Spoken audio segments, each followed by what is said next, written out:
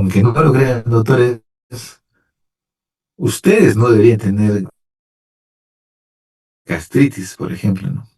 Ustedes, muchos diría yo, ¿no? Sus padres los apoyan para estudiar, tienen el suficiente material, oportunidades, entonces no hay responsabilidades de querer trabajar para mantener una familia, no hay que de repente demanden gastos, tiempo. Entonces, la mayoría de ustedes están abocados a la parte de estudio. Entonces, en esta faceta de estudios, muchos de ustedes generan estrés, ¿no? No se sabe manejar la información y ese estrés genera lesiones gástricas como gastritis o úlceras gástricas. Entonces, es una de las complicaciones que se puede ver al estrés crónico, básicamente. Existen tres tipos de estrés y también estímulos estresantes. Por ejemplo, medio interno, por ejemplo, un golpe. Te he golpeado, se ha lesionado tu tejido, se ha inflamado o le entra una infección, haces hipoglicemia, haces una hemorragia o haces una infección. Todo lo que está pasando es algo que está dentro de mi cuerpo. Por tal motivo, debería ser mucho más fácil controlarlo. Tengo una infección, antibiótico. Tengo una hemorragia, tendré que pararlo. Tengo una hipoglicemia, le meto glucosa, ¿no? El detalle es con respecto a los estímulos o cambios en el medio externo. Es algo que tú no vas a controlar, tú no vas a cambiar el clima, ¿no? Si hace frío, si hace calor. Tú no puedes controlar que alguien te quiera agredir físicamente, ¿no? Algún día puede pasar, ¿no? Se enoja alguien y sustituye la agresión física, ¿no? O amenazas ambientales, ¿no? Nadie, nadie se esperaba que nos dé una pandemia, por ejemplo, ¿no? Nadie lo esperó, no fue fácil controlarlo, ¿no? Esas amenazas que cambian nuestro medio externo.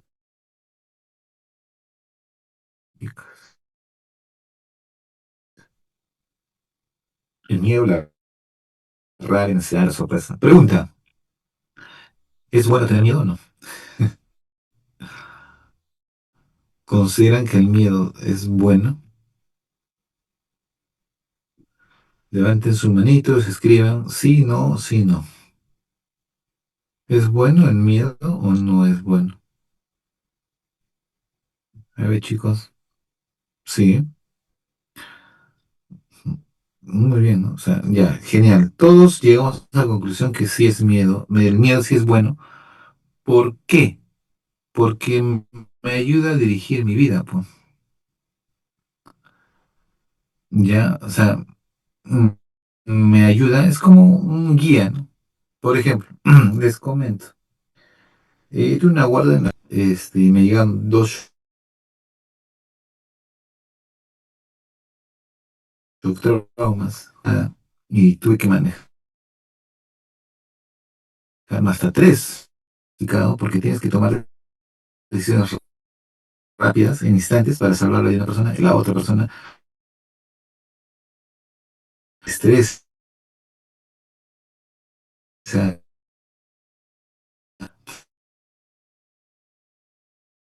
entonces tú ahí te tomas una cosa muy curiosa, ¿no? Si yo estuviese relajado, ya pues lo manejo, si bueno, bueno, si no, no.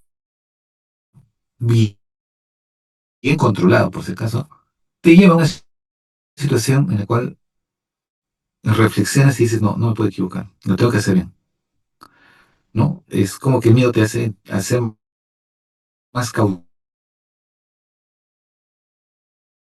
algo así, ¿no? Como que pido, ¿no? Es la otra palabra.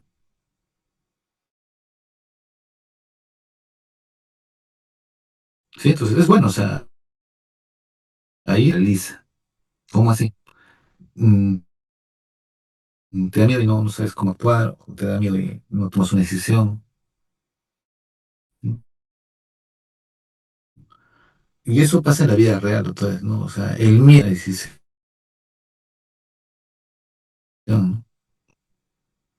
Porque es un miedo que te paraliza y no avanzas, ¿no? Pero hay personas que cometen, dicen, tengo miedo, pero me voy a arriesgar, ¿no? Y fue mal, para la siguiente lo haré mejor. Pero están avanzando. Hay gente que no, por miedo, se queda en un punto y sigue ahí, y sigue ahí. Pasan y no avanzan. ¿Correcto? Entonces, el miedo sí es bueno, pero no cuando se hace crónico o es bueno enojarse,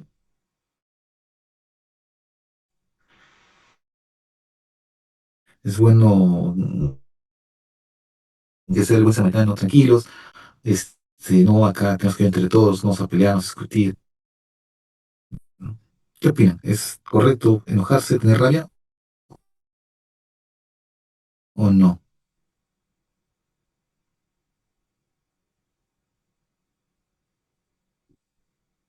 A ver, ¿qué opinan? Ahora sí, sus respuestas. A veces, ¿cuál es tu enfoque de miedo? ¿No? Del tono de la rabia. Por ejemplo, los que somos adventistas o las personas que son cristianas, cuando tú te enojas, ¿qué es lo primero que te dicen? Los cristianos, o sea, como que hay un encasillamiento que el cristiano está calmado,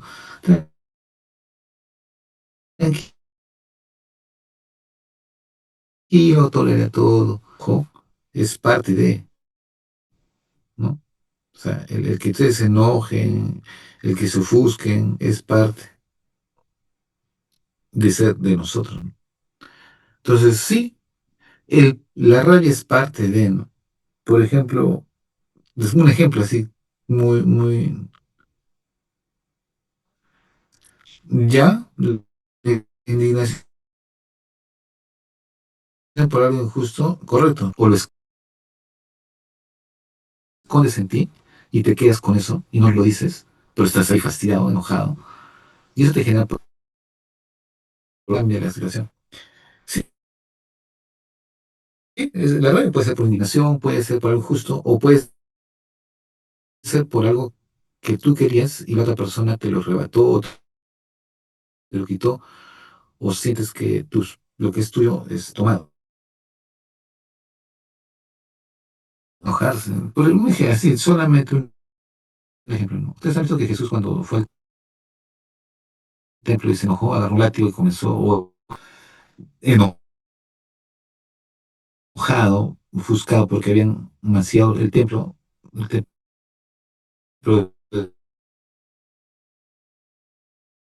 su cólera, expresó sus emociones, les gritó hasta casi lo-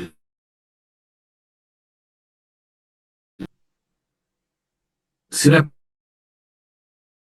persona cristiana comienza a ver injusticias y quiere expresarlo, no es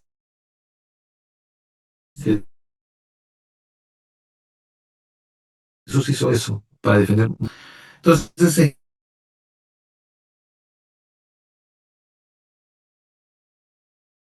pero hay que saberlo modular. Ansiedad, creo yo que todos sabemos que normalmente suele generar muchos problemas.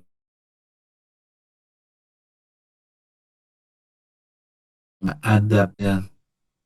Veo a personas que frustran o cosas que no.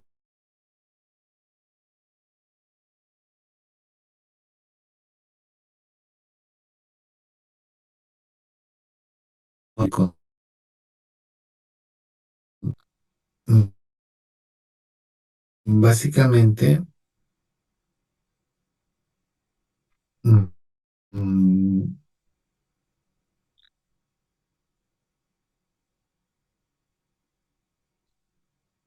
un momentito, acá está.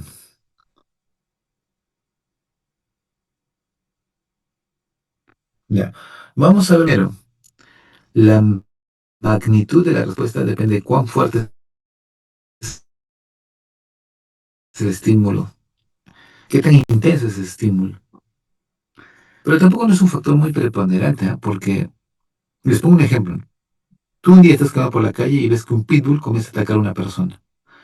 Y le muerde, le desgarra parte de su brazo, su pierna, ¿no? Y esa imagen está en tu mente. Imagínense que ustedes se cruzan con un pitbull en la calle o en el parque. Su estrés al ver al perro es mucho más intenso, ¿no? Porque ya tiene una vivencia. Pero la persona que no tuvo esa vivencia va a tener una expresión diferente, ¿no? A pesar que la intensidad es lo mismo, ¿ya? A pesar que la intensidad es lo mismo, la respuesta ante esa intensidad depende mucho de cómo tú tengas tus experiencias.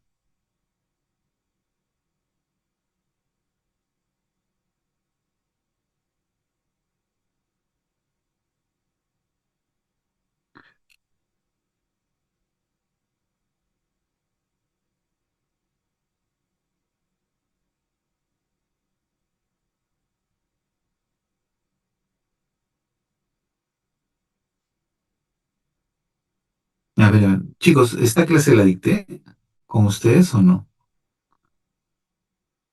Respondan. ¿Y por qué no hablan? Ustedes se quedan callados, ¿eh? Ah, ya, pues si era dictado, entonces seguimos avanzando. Sí, terminamos, ¿no? Esta clase del estrés.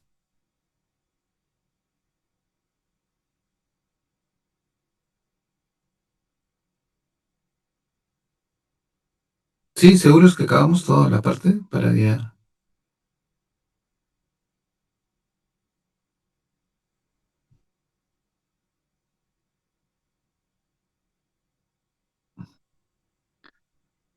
Ya, ya, entonces ya terminamos la clase, entonces avanzamos a la siguiente.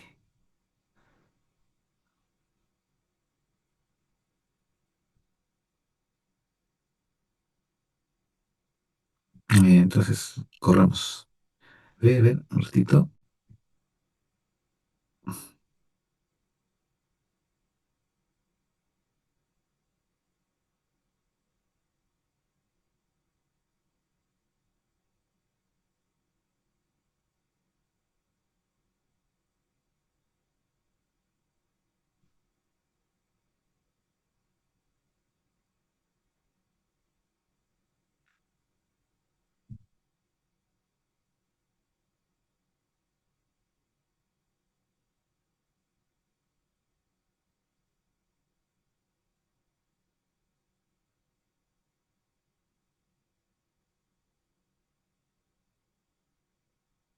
Ya. Vamos a tocar un poquito lo que son desafiando la hipoxia, ¿no? Adaptaciones humanas a la altura extrema. Y vamos a tocar un poquito también, o sea, dos tipos de adaptaciones en realidad, ¿no? Los que van a la altura y los que les gusta el mar y el buceo y les gusta meterse a las profundidades del mar, ¿no? Lo que son los que hacen buceo. Entonces, ambos, ¿no? El hecho de que tú vayas a la altura, de hecho que tu presión atmosférica es menor. Y el hecho de que tú te vayas a la profundidad del mar, la presión que te va a generar el agua es mucho más intensa. No sé si se han dado cuenta que en uno, cuando tú vas a la altura, al no haber mucha presión, probablemente tu volumen de oxígeno, pero no, tu volumen no, tu volumen tidal, la cantidad de aire que ingresa a tus pulmones va a cambiar porque hay variaciones de presión. Y lo mismo va a pasar si tú vas a bucear, porque recuerden que a más profundidad hay mayor compresión. Y al comprimir, menos capacidad ventilatoria, porque no vas a poder expandir como tú quieres el pulmón. Entonces, y te genera problemas de trastornos de oxigenación. Entonces, doctores, ¿cómo el ser humano se ha ido adaptando? ¿Cómo el ser humano ha logrado encajar y pueden vivir en lugares tan altos, ¿no?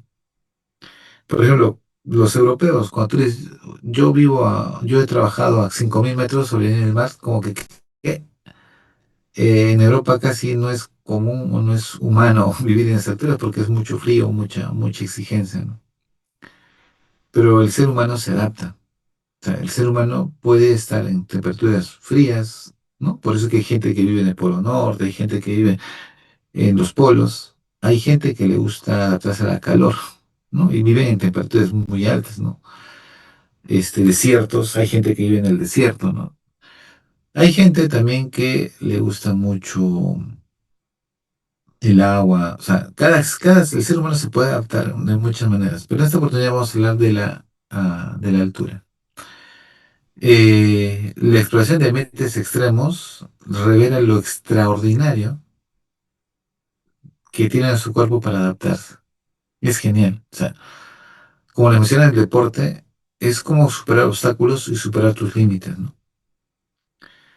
Ahora, ustedes saben que escalar montañas es todo un esfuerzo físico, ¿no? Y que hay una enfermedad que se llama mal de altura, en este caso mal de montaña, que mucha gente ha fallecido, ¿no? Porque el cuerpo realmente no soporta esos niveles tan altos, ¿no? Y genera problemas pulmonares, ¿no? Y la persona puede fallecer. Entonces no nos olvidemos que vamos a ir viendo qué fenómenos se van a dar.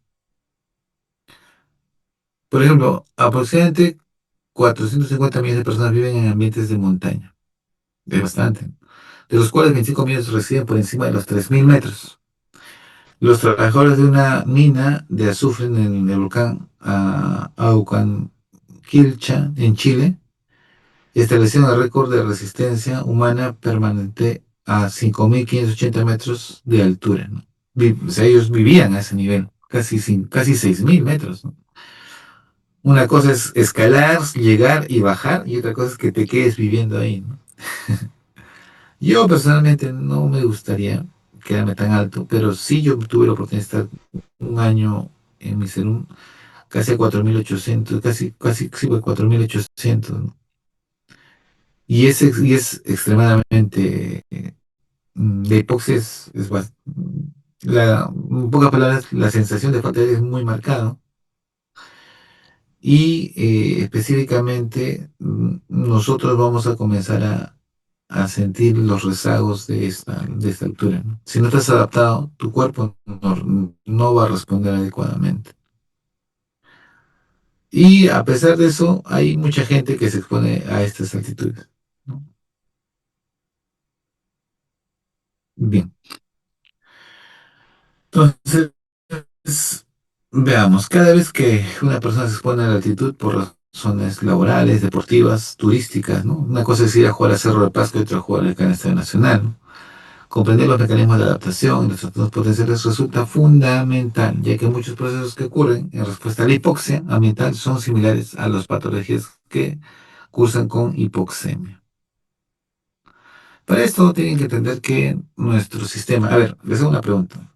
Si yo me voy a Cerro de Pasco o acá a nivel del mar, ¿cuál es el porcentaje de oxígeno aquí en el mar y qué porcentaje de oxígeno tengo allá en Cerro de Pasco? ¿Es igual o cuál tiene más oxígeno? ¿Alguien me puede dar una respuesta? Porcentaje es igual. Ya, creo que ahí estamos claros, ¿no? O sea, no es que he perdido oxígeno en realidad. El oxígeno está ahí. Entonces, ¿qué es lo que hace que en la altura yo no respire bien?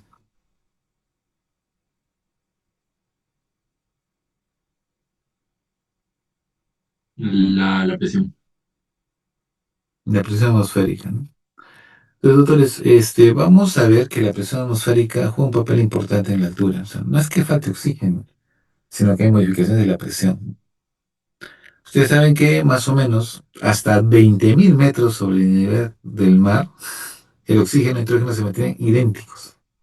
20.000, sí, doctor, hasta 20.000. El problema es que en 20.000 ya no hay presión atmosférica. Entonces, ¿cómo va a ingresar el volumen, ese oxígeno a tu pulmón? El factor crítico es que al disminuir la presión atmosférica, la presión parcial de oxígeno también va a disminuir. Y eso significa que, aunque el porcentaje de oxígeno sea el mismo, hay menos moléculas disponibles para difundir a la sangre. Y ahí viene la sensación de falta de aire, la hipoxemia o muchas veces la hipoxia. A ver, muy bien. Entonces, hay fases de adaptación a la altura. Bueno, por ejemplo, los que somos de Arequipa, yo me acuerdo desde muy jovencito, uno de los retos es escalar el Misti, ¿no? Que está casi a más de 5.800 metros sobre el nivel del mar, ¿no? Y me acuerdo que los jóvenes de la iglesia hacían nada, todos así empíricamente entrenaban, ¿no? Íbamos algo de 30, 40 jóvenes directo al Misti, ¿no? Entonces, algunos entrenaban, otros no. La idea es pasarlo en conjunto con amigos. Y la idea era llegar a 5.800 caminando desde 2.450 metros sobre el mar que está Arequipa hasta 5.800 y un poco más que está a nivel la punta del Misti, ¿no? ¿En qué tiempo, doctor? Se lo lograba hacer más o menos en aproximadamente 12 horas, ¿no? O sea, tienes que caminar, caminar, caminar, caminar, caminar, caminar, descansabas en un lugar y podías caminar hasta llegar a la cúspide. Y ahí se observaba que muchas personas no tenían adaptación a la altura. O sea, apenas subíamos un tramo y estaban muertos tirados ahí, porque su cuerpo no estaba adaptado. Pero había personas que ya tenían entrenamiento y llegaban muy bien. Entonces, ¿qué sucede? ¿Cuáles son esas fases de adaptación a la altura? Primero, acomodación inmediata. El primer mecanismo es acomodación. El organismo activa mecanismos de compensación respiratorios. ¿Cuál es el primer mecanismo? Hiperventilación. Cuando tú tienes una sensación de hipoxia o disminución, la primera es la hiperventilación. Y lo que le va a seguir a eso, después de la hiperventilación, son los cambios cardíacos y ese aumento de la frecuencia cardíaca. Por eso cuando tú sientes mal de altura y baja la cantidad este, de oxigenación en tu cuerpo, tú empiezas a hiperventilar. ¿Y qué vas a generar? Una alcalosis. Ajá, una alcalosis básicamente respiratoria, ¿no? Y eso es al comienzo. Después viene una aclimatación progresiva. O sea, con el tiempo se desarrollan mecanismos fisiológicos más interesantes, como la policitemia, ¿no? Eh, ¿Cómo ha sido tú? Primero hiperventilas porque te falta, hay que meter oxígeno, hay que hacer todo eso. Pero tu cuerpo lo va a entender, oye, falta oxígeno, ¿no? Entonces, hay que aumentar los niveles de...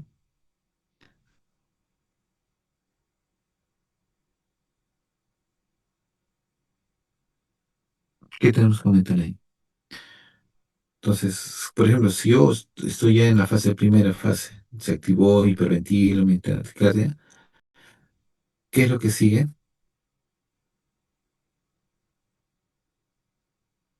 Correcto, la fase eritrocitaria, ¿no? En pocas palabras, va a aumentar tu hemoglobina y generas un incremento, ¿no?, de ella. Y por último, viene la adaptación genética. Es curioso, pero hay gente que vive muy bien, ¿no? Por ejemplo, el lugar más alto que yo fui es en la Rinconada de Juliaca, que es al fondo, minería, donde la vida no vale nada. Tú puedes ir a sacar tu oro por ahí y después desapareces. Y tu oro se lo lleva otra persona. Entonces, la parte genética otra vez es crucial. Es como que si tú comparas las personas que viven en Himalaya con nosotros acá, ellos ya se han adaptado. Su genética ha mejorado, ¿no? Así es que eso es por la supervivencia. O sea, la genética puede modificar y genera un fenotipo más adaptado, ¿no?, a la circunstancia que está generando el estrés. Entonces, miren, ¿cuántos de ustedes han querido escalar, han ido, ¿no? Y la primera respuesta es la ventilatoria, ¿no? Ante la falta de oxígeno. Porque recuerden que nuestros quimiorreceptores periféricos responden mucho mejor a oxígeno. El incremento de esta ventilación es el mecanismo más inmediato de la acomodación. Entonces, los quimiorreceptores periféricos van a detectar este oxígeno a partir de 1.500 metros, ¿ya? O sea, todos los que están con menos de 1500 metros, no van a sentir mucho efecto, pero cuando supera los 1500, en algunos casos puedes comenzar a sentir molestia. ¿Ya? Cuando uno va básicamente ascendiendo y vas sintiendo tú que el oxígeno va disminuyendo, pero no porque la concentración, sino porque la capacidad de ingresarlo disminuye, entonces uno aumenta la frecuencia respiratoria. Por ejemplo, durante el ejercicio máximo a grandes altitudes, se miden volúmenes minutos respiratorios de hasta 200 litros por minuto.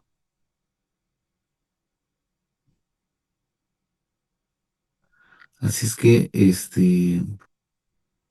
puede llegar hasta 200 litros por minuto y esta hiperventilación elimina CO2. Y esta alcalosis respiratoria es lo que inicialmente limita la respuesta ventilatoria, ¿no? Entonces, y toda alcalosis respiratoria crea un cuadro de ansiedad, náuseas, vómitos, malestar, ¿no? Y no sería el problema. Entonces, ¿qué es lo primero? Aumenta la emisión de CO2, disminuye la presión parcial de CO2, hidrogeniones, este, reduce el bicarbonato en sangre como un mecanismo compensador y estabiliza nuevo equilibrio ventilatorio.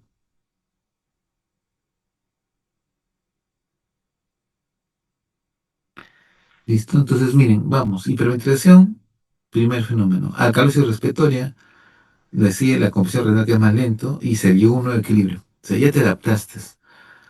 Es interesante estas curvas de adaptación y básicamente que nos permiten llegar a un fenómeno de adaptación, ¿ya? Y este fenómeno de adaptación me permite captar más oxígeno para este nivel de altura que yo estoy caminando.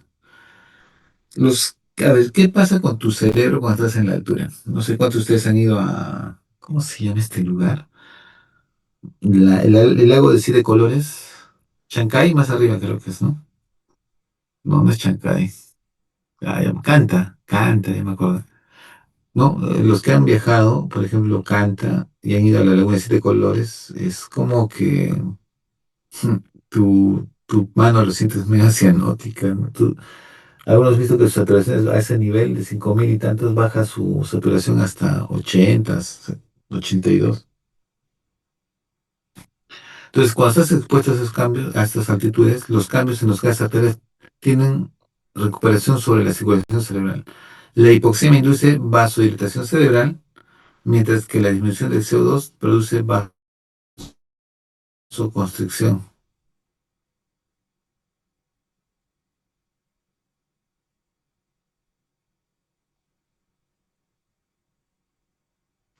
Un ratito, por favor. Ya, ahora sí. Este, Estos cambios que se van a producir básicamente produce vasoconstricción del CO2. El efecto de vasodilatación por hipoxia, o en este caso por hipoxemia, va a predominar.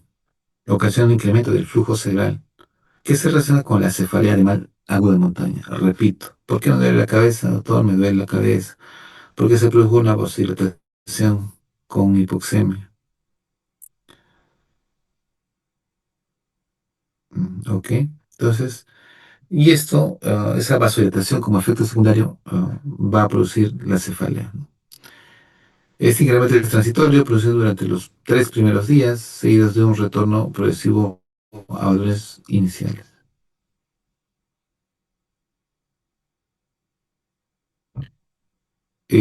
Ahora, no sé cuántos de ustedes han ido a veces a altura, ujú,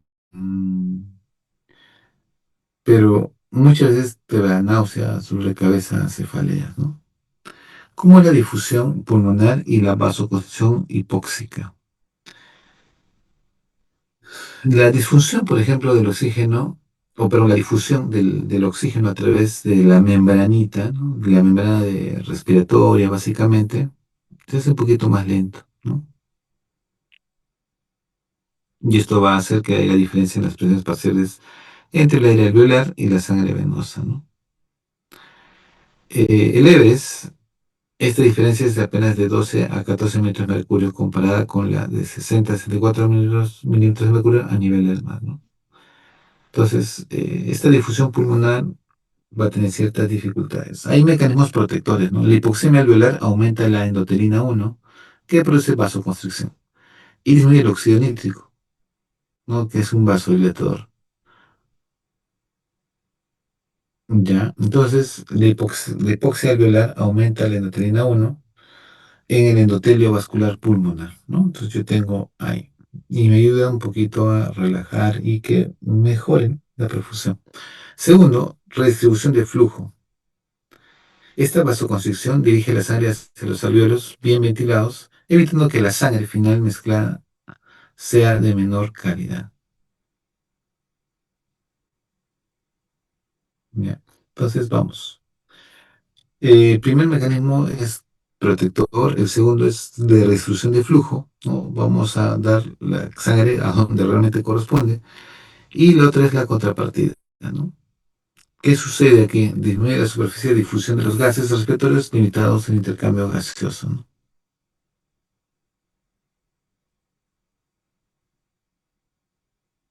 Bueno, este acá ustedes ya lo conocen, cómo hace el transporte de oxígeno y el papel del 2,3 difosfoglicerato, ¿no? Que es importante con respecto a la curva, ¿no? De asociación con oxígeno y hemoglobina. Este compuesto es clave para la adaptación a la altura. Repito, es un compuesto muy importante para la adaptación de la altura.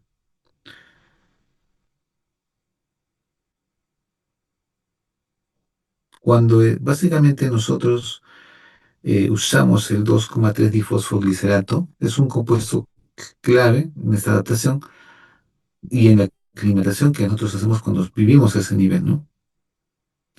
Normalmente nuestra hemoglobina al mes, mes y medio, 2 meses va a comenzar ya a incrementarse poco a poco, y eso es por la hipoxia sostenida que se va teniendo, ¿no? Entonces, cuando disminuye su afinidad por el oxígeno, desplaza la curva de decisión a la derecha, y esto favorece la liberación de oxígeno, ¿no? Entonces eso lo van a tener que haber hecho en matrix respiratorio, ¿no? Lo que es la curva de disociación, ¿no? Del oxígeno. Y así, miren, a nivel del mar, milimoles por litro, más o menos 5,5, y a nivel del Everest 7,2, ¿no?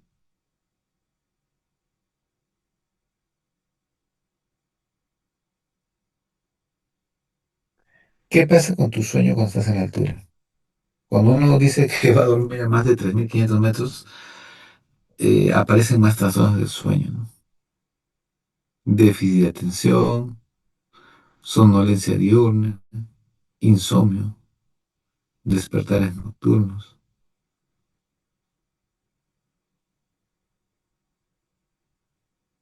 Entonces, vamos a ir viendo que no es tan cómodo. No sé cuántos han tenido la oportunidad de viajar a uno u otras zonas de altas que llegan a 4.000. Y si efectivamente no, tu descansar no es igual, ya no es igual. ¿Qué más hace la hipoxemia o básicamente la altura? Ah, bueno, todo va a cambiar, ¿no? Hay un incremento del sueño ligero y disminución del sueño profundo, ¿ya? Entonces, ¿cuáles son estos? Básicamente el sueño cambia con incremento del sueño ligero y disminución del sueño profundo y la fase REM. Ahora, es curioso, pero a veces cuando tú vas a altura aparece una respiración periódica tipo chain stocks, ¿ya? Eso ya lo conversamos, con alternancias de fases de hiperventilación, ¿no? Aquel que y de repente baja y hace apneas,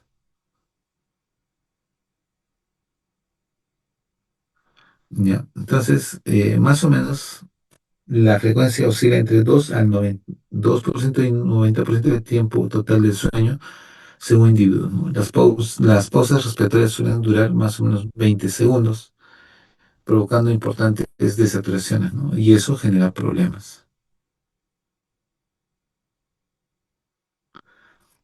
Bien, vamos a ir viendo ahora cómo se hace una polisomnografía a nivel del mar y otro a casi 5.000 metros de altura, ¿no?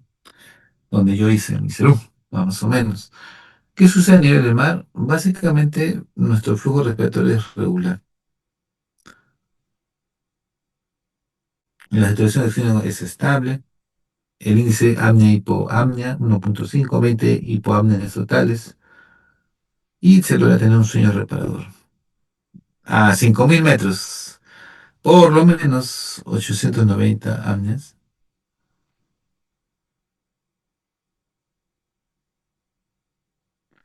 Por ejemplo, ah, cuando uno está en altura, tiene más apneas, tiene más hipoapneas.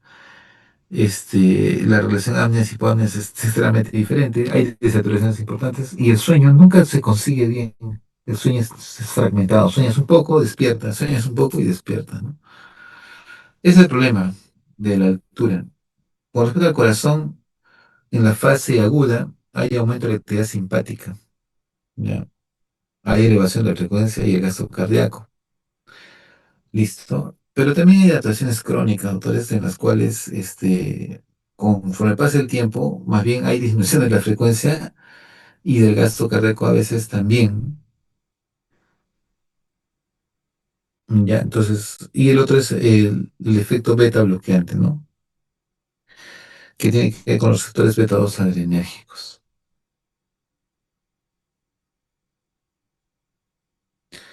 Ahora, el efecto beta bloqueante, como les menciono, tiene que ver con los receptores beta adrenérgicos, ¿no? Y esto, hasta cierto punto, es importante porque como que protege al corazón para que el corazón lata más lento y por lo menos le permite tener un metabolismo más adecuado, ¿no? ¿Listo? Entonces, esas son las fases adaptativas. Tengo una fase aguda, una fase crónica y un efecto beta bloqueante. De hecho, que la policitemia es la respuesta más importante en la parte hematológica, ¿no? Ya, entonces, efectivamente, ¿no? La hipoxia va a hacer que tenga más eritropoyetina y tenga mayor fabricación de células.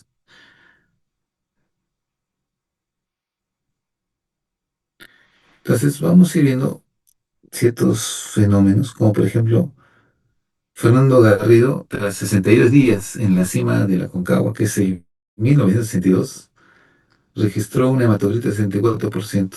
En el mar, en el mal crónico de Motea se alcanzan valores superiores al 80%. Y eso va a generar problemas de viscosidad. ¿Ya? Es común que en la altura la gente tenga hemoglobinas de 18, 19, 20, hasta la máxima hemoglobina que es 26. Una hemoglobina, pero así, ¿no? Importante, ¿no? Entonces, en 60 días se da más o menos una cierta adaptabilidad, 74%.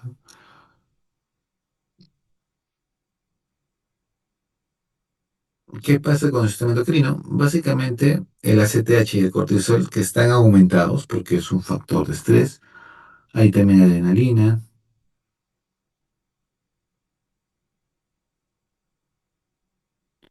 Bien, vamos a ver la parte hormonal. Como les digo, hemos visto el ACTH y el cortisol que van a estar aumentados. La noradrenalina también va a estar aumentada, ¿no? Las tiroides, la función tiroidea.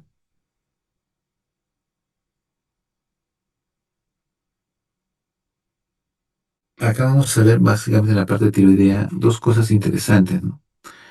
Si yo voy a estar mucho tiempo en la altura, sí, se va a activar, por ejemplo, fenómenos como el TSH y la hormona tiroidea van a retornar aproximadamente a la tercera semana. Durante los primeros días, sí, hay hiperfunción, calor, general, ¿no? Una respuesta de adaptación y en ese caso, una vez que ya te adaptaste a la altura, digamos, tu función tiroidea se normaliza, ¿no? Porque ya cumplió su objetivo, ¿no? Se cumplió el objetivo de la función. Ahora, en la parte energética hay un mayor gluconeogénesis y bueno, vamos a ver que comienza a haber más gluconeogénesis y también va a haber mayor lactato. se movilizan más grasas, carbohidratos, ¿no? Y bueno, son cambios que se van a ir presentando. ¿Qué factores de transcripción de la hipoxia este, se van a controlar, ¿no? Por ejemplo, la eritropoiesis, ¿no? La angiogénesis, ¿no? El tener vasos.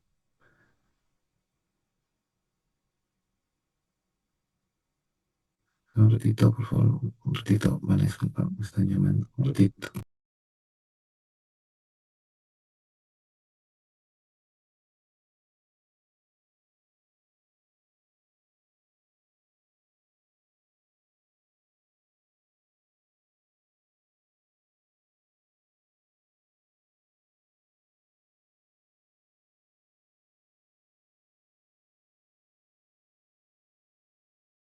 Ya, ahora sí. Los factores de transcripción de la hipoxia, básicamente que controlan más de 60 genes diana, van a ser regulados básicamente en cuatro fenómenos. Primer fenómeno, eritropoiesis. De hecho, que sí necesito más en glóbulos rojos. Angiogénesis, ¿no? Básicamente mayor crecimiento vascular. Supervivencia celular. Y acá tiene que ver mucho con los factores de crecimiento semejante a la insulina o las proteínas de unión, ¿no? Y el otro es el metabolismo anaeróbico, la glucopermeasa, la lactato deshidrogenasa, ¿no? Que también pueden generar ciertos fenómenos de adaptabilidad, ¿no?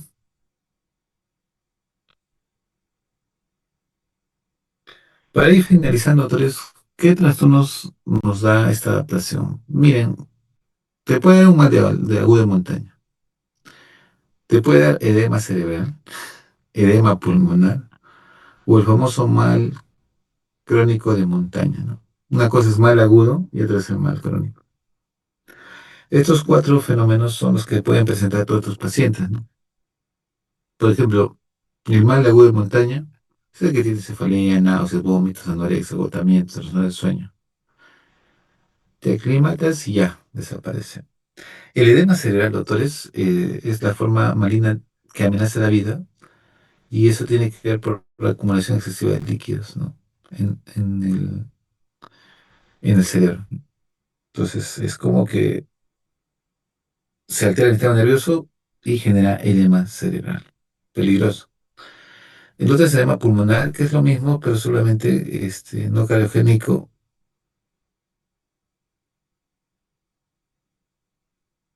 Entonces, no se olviden, edema cerebral. El edema agudo del pulmón no cardiogénico básicamente aparece súbitamente y requiere urgente manejo.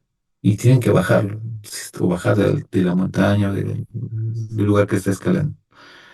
El mal crónico de montaña, doctores, esa es otra definición, es la enfermedad de monje. ¿Quiénes son estos?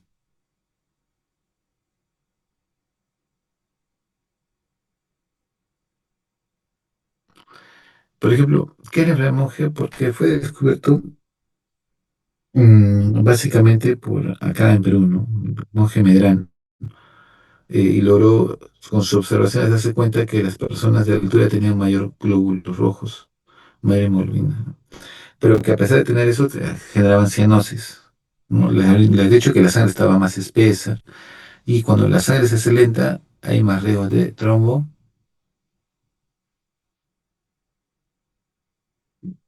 ya va a generar problemas, ¿no? Poliglobulias, ¿no? Eh, y hematocritos muy altos, ¿no? Trombos es otro riesgo también que puede haber. El que clásicamente todos conocemos el edema de montaña agudo, ¿no? Porque nos permite elevar. Pero el edema cerebral, el edema pulmonar, no son tan comunes de ver, pero hay que tenerlos presentes. Bien, lo otro que nos falta ahora es la fisiología en inmersión, ¿no? ¿Qué pasa cuando buceamos? ¿Qué diferencia hay con respecto a otros mamíferos, ¿no? ¿Cómo los animales o nosotros hemos aprendido a adaptarnos o todavía no lo hemos hecho? Bueno, bien, entonces, lo dejamos aquí porque ya son 9:30. Ya sé que también están cansados. Tengo otra reunión también hasta las 11. y no paro, me echo guarda todo el día, continúo hasta las 11 de la noche y media tengo que